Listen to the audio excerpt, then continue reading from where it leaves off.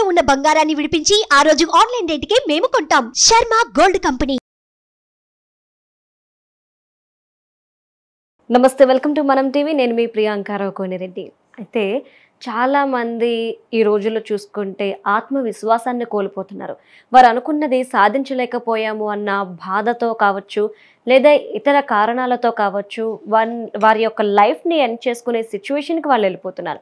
మరి అలాంటి డిసిషన్స్ తీసుకోకుండా వారు కోరుకున్నది, వారు అనుకున్నది ఎలా సాధించాలి, వాళ్ళని వాళ్ళు ఎలా మోటివేట్ చేసుకోవాలి అనే విషయాల్ని ఈరోజు మనకు తెలియజేయడానికి మనతో పాటు ఉన్నారు వేదిక్ మహావాస్తు డాక్టర్ బివిఎస్ఎస్ రెడ్డి గారు. వారిని అడిగి మరిన్ని విషయాలు తెలుసుకుందాం. నమస్కారం సార్. శివోమండి.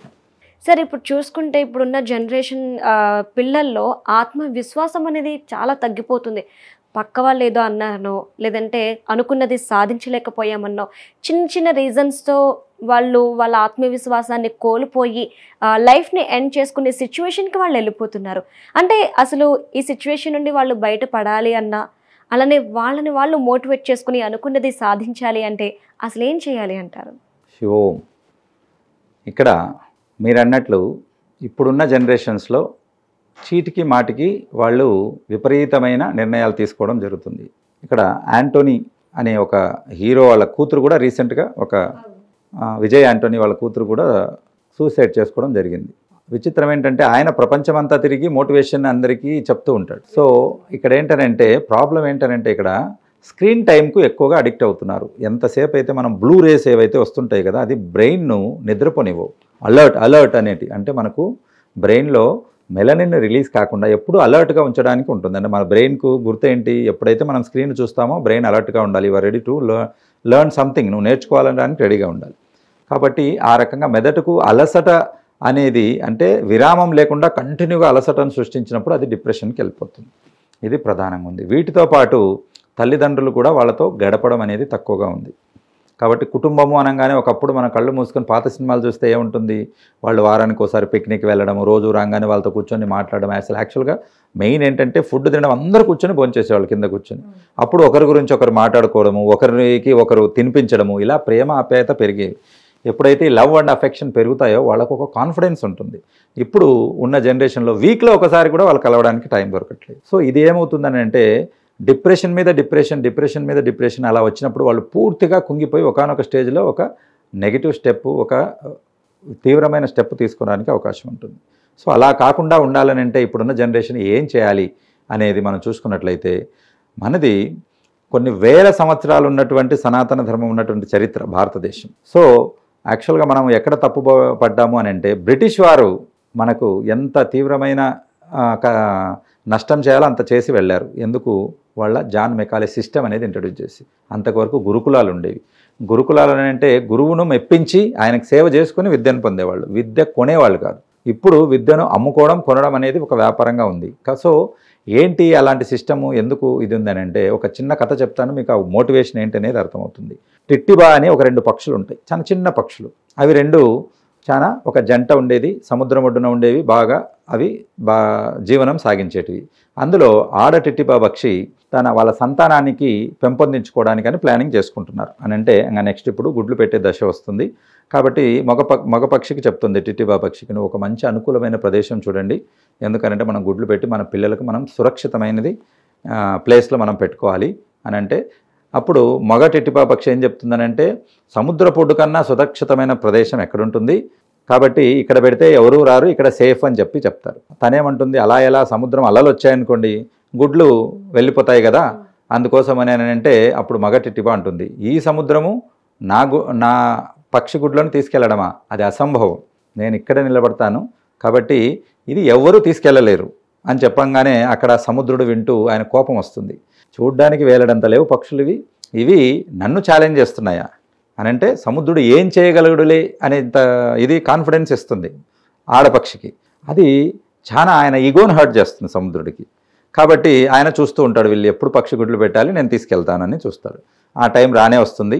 కాబట్టి మగపక్షి చెప్పినట్లు అక్కడే ఇసుకలో గుడ్లు పెట్టేస్తుంది ఆడపక్షి. అది పెట్టడం ఆలస్యం లేదు, వాళ్ళు గూడు కట్టడానికని బయటికి వెళ్ళి వస్తువులు తీసుకొచ్చే లోపల సముద్రుడు వచ్చేసి ఆ ఉన్నటువంటి గుడ్లను సముద్రంలోకి తీసుకెళ్తాడు. రాగానే ఆడపక్షి మొదలు పెడుతుంది. నేను నీకు ముందే చెప్పానా, ఈ సముద్రుడు గుడ్లు సేఫ్ కాదు ఇక్కడ పెట్టడం అంటే, నువ్వు వినలేదు, ఇప్పుడు చూడు గుడ్లు వెళ్ళిపోయాయి, కాబట్టి నువ్వు చెప్తే వినలేదు, నువ్వు చాలా మూర్ఖంగా ప్రవర్తించావు అని చెప్తాడు. అప్పుడు కూడా మగపక్షి ఏమంటుందనంటే, ఇప్పటికైనా ఏమి ఇబ్బంది లేదు, మన గుడ్లు సముద్రుడు ఎలా వాపసు ఎందుకు రిటర్న్ తెచ్చి ఇవ్వడో నేను చూస్తాను, కంపల్సరిగా నేను నీ గుడ్లు నీకు వాపసు తెచ్చిస్తానని ఆయన శపథం చేస్తాడు. ఇప్పుడు ఆశ్చర్యపోతుంది, ఏంటి ఇప్పుడు కూడా మొండితనమేనా, ఇప్పుడైనా నువ్వు ఒప్పుకో, మనము అల్పజాతి పక్షులము, సముద్రుడికి ఎదురు వెళ్ళలేము, ఒక అల వస్తే ఇద్దరము కొట్టుకొని పోతాము, అలాంటిది ఈ సముద్రంతో పోటీపడి మన గుడ్లు మనకి ఎలా వాపసు తీసుకొని రాగలుగుతావు అనుకుంటున్నావు అని అంటే, ఆయన తన ప్లాన్ ఎక్స్ప్లెయిన్ చేస్తాడు. ఏంటి అని అంటే, మనము ఈ ఇసుకను సముద్రంలో వేసి సముద్రపు నీళ్ళన్నీ బయటికి తోడేద్దాం, అప్పుడు సముద్రుడే మనకు లొంగిపోతాడు అని అంటాడు. అంటానే సముద్రుడు నవ్వుకుంటూ ఉంటాడు, ఇంత చిన్న పక్షులు సముద్రంలో ఉన్న నీళ్లు బయటికి తోడేస్తాయా, ఆ ఇసుకను తీసుకొచ్చి నీళ్ళను బయటికి తోడేస్తాయా అని నవ్వుకుంటూ ఉంటాడు. ఇప్పుడు అవి ఏం చేస్తాయి, ఫస్ట్ పైకి ఎగురుతాయి, సముద్రంలోకి వెళ్ళి వాళ్ళ రెక్కలు తడుపుకుంటాయి, ఆ నీటిని తీసుకొచ్చి బయట వదిలేసి ఇక్కడున్న ఇసుకని తీసుకెళ్ళి అక్కడ వస్తుంటాయి. అలా వేస్తూ ఉంటే నవ్వుకుంటూ ఉంటాడు. వెంటనే అక్కడికి ఇంకొక 2 పక్షులు వస్తాయి. ఏం చేస్తున్నారు మీరు అని అడగానే వాళ్ళకి మొత్తం స్టోరీ చెప్తుంది. ఇలా మా గుడ్లు తీసుకెళ్లారు, కాబట్టి మేము సముద్రంలో నీళ్ళన్నీ బయటకు తీసేసి మా గుడ్లు మేము వెనక్కి తీసుకోవాలనుకుంటున్నాము అనగానే, ఓహో మన పక్షి జాతికి మనం సాయం చేయాలి కదా, మనుషుల మాదిరి కాదు అవి, బిజినెస్ మాదిరి, సో అవి ఒకటే జాతికి మేలు చేసుకుంటాయి, కాబట్టి మేము కూడా వస్తామని 2 పక్షులు యాడ్ అయ్యాయి. అలా చేయంగానే ఇంకో ఒక జాతి పక్షులు వచ్చాయి. ఇలా ఒకటికి వచ్చి కొన్ని లక్షల పక్షులు రావడం మొదలు పెడతాయి. అన్నీ చేయంగానే కొంచెం డౌట్ స్టార్ట్ అవుతుంది సముద్రుడికి, ఇదేదో పెద్దగా చేస్తున్నాయి, ఫస్ట్ ఏదో 2 చిన్న పక్షులు అనుకున్నాను, కానీ మొత్తం ఇది చూస్తే అన్ని పక్షులను తీసుకొచ్చేసింది అని చెప్పేసి అక్కడ పక్షి రాజైన గద్ద వస్తాడు. గద్ద వచ్చి చూశాక ఏంటనంటే, ఇలా అన్యాయం చేసింది మా పక్షులను సముద్రుడు తీసుకెళ్ళాడు, కాబట్టి మేము సముద్రాన్ని అంతా తీసేస్తున్నాము అని చెప్పంగానే, ఓహో మీకు నేను కూడా సాయం చేస్తాను, మన పక్షిరాజైన గరుత్మంతుని నేను తీసుకొని వస్తాను అని చెప్పేసి తను వైకుంఠం వెళ్తుంది. గద్ద వెళ్ళి అక్కడికి వెళ్ళేసి, చూసారా పక్షులకు ఇంత గొప్ప అన్యాయం జరుగుతుంది, మీరు ఏం చేస్తున్నారు, మీరు న్యాయం చేయాలి రండి అనగానే, ఆయన వైకుంఠంలో ఎవరి కోసం ఉంటారు, గరుత్మంతుడు స్వామివారి సేవ చేయడానికి ఉంటాడు, శ్రీ మహావిష్ణువు వాహనం ఆయన, కాబట్టి ఆ పనులన్నీ వదిలేసి నా జాతికి ఇబ్బంది వచ్చితే నేను సహాయం చేయకపోతే ఇలా అని ఆయన వచ్చేసి ఆయన ఏకంగా పెద్ద పెద్ద పర్వతాలే తీసుకొచ్చి వేయడం మొదలు పెడతాడు. ఇంకా అప్పటికి అర్థమైపోతుంది సముద్రుడికి ఏదో పెద్దగా జరగబోతుంది, నేను చాలా తప్పు చేశాను, ఈ చిన్న పిట్టలని అనుకున్నాను కానీ అని. ఇంత లోపల ఎమర్జెన్సీ ఒక పని పడుతుంది ఎవరికి, శ్రీ మహావిష్ణువు గారికి. అయితే వెంటనే పిలవండి, మనం ప్రయాణం బయలుదేరాలంటే ఇంకెక్కడ లేడండి, గరుత్మంతుడు ఒక పని మీద వెళ్ళారని అంటే, ఏంటి పని అని చెప్పేసి అక్కడికి విజయుడు అని ఉంటాడు, ఆయన పంపిస్తాడు. విజయుడు అక్కడికి వెళ్ళేసరికి, స్వామివారికి క్షమాపణ చెప్పండి, నా పక్షి జాతికి చాలా ఎమర్జెన్సీలో ఉంది, వీళ్ళకి నేను సాయం చేశాక నేను అక్కడికి వస్తానని చెప్పండి అనగానే కోపం వస్తుంది విష్ణువుకి. అసలు ఏం జరుగుతుందని ఆయనే వస్తారు ఏకంగా అక్కడికి. ఆయన వచ్చి చూశాక మళ్ళీ ఆయనకు కథంతా వివరంగా చెప్తాయి పక్షులు, ఇలా మేము గుడ్లు పెట్టడం, మా గుడ్లు తీసుకెళ్లడం, మేము సముద్రాన్ని తీసేస్తానని శపథం చేయడం, అలా చేస్తూ ఉన్నాము అనగానే ఆయనకు సముద్రుడి యొక్క ఈగో మీద ఆయన విర్రవీగడం, గర్వం మీద కోపం వచ్చి వెంటనే సముద్రుడిని పిలుస్తాడు. పిలుస్తానే వణికిపోయి వస్తాడు సముద్రుడు. మహాప్రభు తప్పైంది క్షమించండి అని చెప్పంగానే వాళ్ళ గుడ్లు వాళ్ళకు రిటర్న్ ఇచ్చేసేయండి అంటాడు. రిటర్న్ ఇచ్చేయంటానే తీసుకొచ్చి ఆ పక్షులకు రిటర్న్ ఇచ్చేస్తాడు. ఇచ్చేశాక అప్పుడు గరుత్మంతుడు ఆయనకు థ్యాంక్స్ చెప్పి నా పక్షి జాతికి మేలు చేశారని చెప్పేసి ఆయన వాహనంగా మళ్ళీ ఆయన పనికి పోతాడు, ఎవరి పనులకు వాళ్ళు కనెక్ట్ అవుతారు. సో దీంతో మనకి ఏమర్థం అవుతుందని అంటే, వేలడంత లేని పక్షులు 3 వంతులు ఉన్నటువంటి సముద్రుడిని వాళ్ళని భయపెట్టగలిగి పని చేయించుకోగలిగారు. ప్రతి ఒక్కరూ ఇది ఆలోచించాలి. ఎక్కడ లాస్ అవుతుందని అంటే సంకల్పం, ఆ దృఢ సంకల్పం, ఆత్మవిశ్వాసం అనేది తగ్గిపోతుంది. ఈ పని నేను చేయగలనా అనుకున్నప్పుడు క్వశ్చన్ మార్క్ వస్తే మీరు ఆగిపోతారు. చేయగలను అనేది మీరు పెట్టుకుని కామా పెట్టుకుంటే ఆ జర్నీ స్టార్ట్ అవుతుంది. ఎదుటి వాళ్ళు మీరు కంపల్సరిగా వాటితో పోటీపడి గెలవగలుగుతారు. సో అది ఇప్పుడు గెలవాల్సింది ఎవరి మీద, మీ యొక్క డిప్రెషన్ మీద. అలా డిప్రెషన్ మీద నుంచి గెలవగలగాలంటే నేను చెప్పినది ఒక చిన్న కథ. అలాంటివి మనకు రామాయణం, మహాభారతంలో, భాగవతంలో ఎన్నో ఉన్నాయి. యాక్చువల్గా భగవద్గీత అన్నది మనిషికి ఒక మాన్యువల్, ఒక ప్రోడక్ట్ మీరు ఏదైనా కొంటే ఒక మాన్యువల్ ఇస్తారు. యాక్చువల్గా అయితే అది ఫ్రీగా ఇస్తారు కాబట్టి దాన్ని తీసుకొచ్చి ఇంట్లో పడేస్తారు. దానికి రిపేర్ వచ్చినప్పుడు మళ్ళీ దానిలో ఇబ్బంది పడుతుంటారు. యాక్చువల్గా ఆ మెషిన్ ఎలా ఆపరేట్ చేయాలి, ఏ బటన్ ఎప్పుడు నొక్కాలి, ఎక్కడ రిపేర్ వస్తే ఏం చేయాలని ఒక మాన్యువల్ ఇస్తారు. అలాగా మనము పుట్టినప్పుడు మనతో పాటు ఇచ్చిన ఒక అద్భుతమైన గిఫ్ట్ మాన్యువల్ భగవద్గీత. కాబట్టి పుట్టినప్పటి నుంచి అంతమైనంత వరకు మనకి ఏ ప్రాబ్లం వచ్చినా అందులో సొల్యూషన్ ఉంటుంది, డీకోడెడ్ సొల్యూషన్ అన్నట్టు. అది మనం చదివితే మనకు అర్థమవుతుంది. చాలా మందికి ఆ విషయం తెలియదు. భగవద్గీత అంటే కేవలం మతపరమైన గ్రంథం అనుకుంటారు, కాదు. ఏ మతం వాళ్ళైనా మీకు వచ్చిన సమస్యకు సొల్యూషన్ అందుకో వెతుకోవచ్చు. కాబట్టి ఇక్కడ ఏంటంటే ఈ దృఢ విశ్వాసం ఇది వెళ్ళాలనంటే మీరు ఫస్ట్ ఆధ్యాత్మిక వైపు రావాలి. ఆధ్యాత్మికత వైపు మీరు ఎప్పుడైతే వస్తారో మీరు యూనివర్స్కి కనెక్ట్ అవుతారు. యూనివర్స్కి కనెక్ట్ అవుతే ఈ పక్షిలాగా టోటల్ ప్రపంచమే మీకు సాయం చేయడానికి ముందుకు వస్తుంది. కాబట్టి దానికి ఏం కావాలంటే మీ మీద మీకు దృఢమైన విశ్వాసం కావాలి, మీ మీద మీకు ఒక మంచి నమ్మకం కావాలి. ఎస్ ఇది నేను చేయగలను, ఐ క్యాన్ అన్నవాలి. అందరూ కాంట్లో ఉన్నారు, ఐ కాంట్ అంటారు. కాంట్ కాదు, ఆ టీ తీసేసేయండి, ఐ క్యాన్ అవుతుంది. సో ఈ ఐ క్యాన్ అనేది మీరు ఎప్పుడైతే అనుకుంటారో మీకు పంచభూతాలు తోడొస్తాయి. కాబట్టి టోటల్గా యావత్ మన చుట్టూతో ఉన్న వాతావరణంలో ఉన్న అన్ని రకాల జీవజాతులు కూడా మీకు అక్కడ సహకరించడం మొదలు పెడతాయి.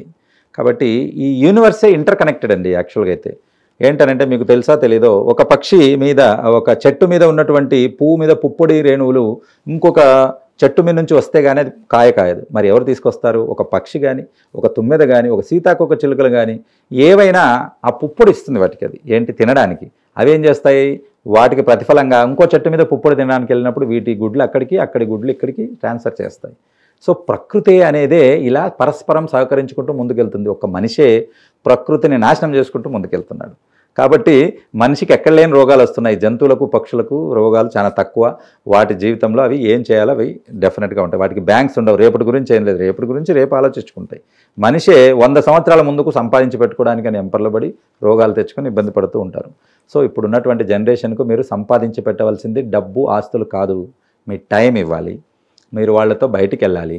అసలు వాళ్ళు చాలా మందికి తల్లిదండ్రులకి ఏ క్లాస్లో చదువుతున్నారో తెలియదు, వాళ్ళ క్లాస్ టీచర్ పేరు తెలియదు, వాళ్ళ ఫ్రెండ్స్ 4 పేర్లు చెప్పమనండి తెలియదు, ఒక్కొక్కసారి స్కూల్ పేరు కూడా తెలియదు. కాబట్టి ఇలా కాకుండా మీరు వాళ్ళు వస్తానే రోజు సాయంత్రం 1 గంట కూర్చోండి. మీకు లక్షలు కట్టినా కూడా రాని ఆనందం వాళ్ళ మాటల్లో వస్తుంది. వాళ్ళతో కూర్చోండి, మీరు ఏం చేశారు, చిన్నవే సిల్లీవే ఉంటాయి.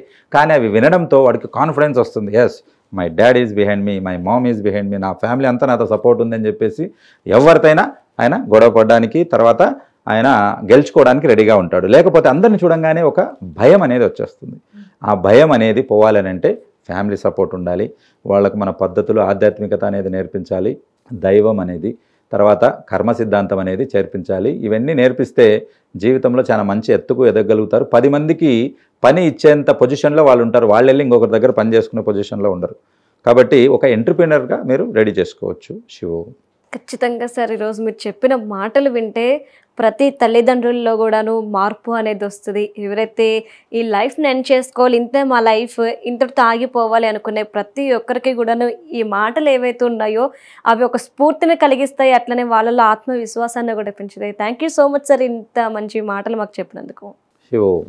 సుమన్ టీవీలో మీ పర్సనల్ అండ్ బిజినెస్ ప్రమోషన్స్ కోసం కింది నెంబర్కి కాంటాక్ట్ చేయండి.